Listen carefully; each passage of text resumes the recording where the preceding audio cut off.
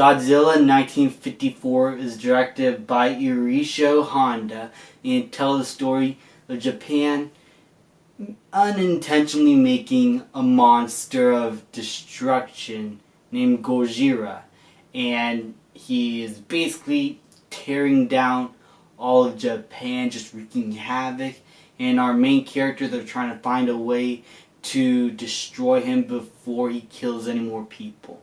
That's the basic gist of this film, and it is a classic of its time. This came out after King Kong was a big hit, and so Japan wanted their own popular monster. But since they were about to end the Second World War, and since that was over, Japan, or Toho Studios, wanted to create a movie where the monster is sort of a idea of what was going on during that war. Having him be the nuclear power that basically destroys all of life and killed many families.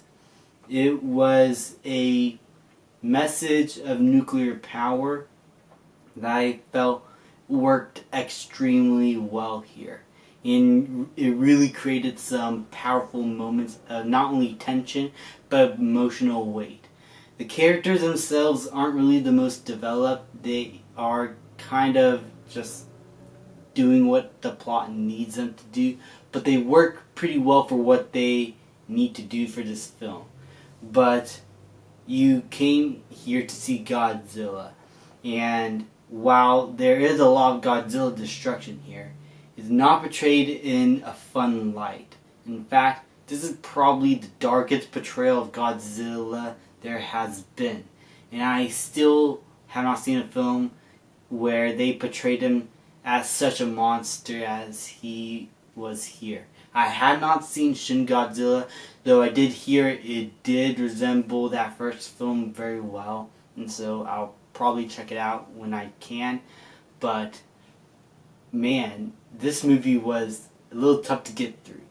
Not because of any technical problems. I mean, the special effects that they used in the film were great, and the costume of Godzilla worked extremely well. Even though you could tell it is a costume, you are never sucked out of the experience for some reason.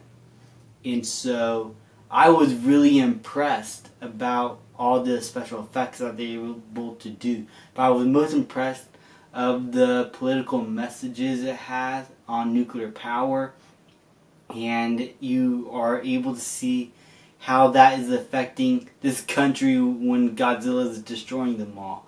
It's kind of like how Japan was reacting to after the Second World War, and they're trying to get through all the rubble and destruction that had been caused by us Americans after we bombed them 2 times with our own atom bombs. It was a political message that I did not expect would work here once I first saw this movie for the first time. But it made this film relevant even to today. And I gotta commend the filmmakers for pulling off such a story like this, while also bringing you a lot of monster madness. The story worked very well and is very timely. Special effects worked great. The actors, even though their characters are not the most complex, are still acted by pretty good actors. The pacing is slow also, but it's that build up to Godzilla that becomes terrifying to witness once he does finally show up. Because you're not like trying to get excited for Godzilla here, you're actually in fear of what he might cause. And so the pacing worked very well. And I love the direction that this film also took. From the beginning, from scene 1 to the last scene in which they finally kill Godzilla at the end. In my opinion, this was a great film. I don't think that there's going to be any other Godzilla film that's going to be able to top it. And I think that's why the series took a more silly route, because they know that they were not going to top this one.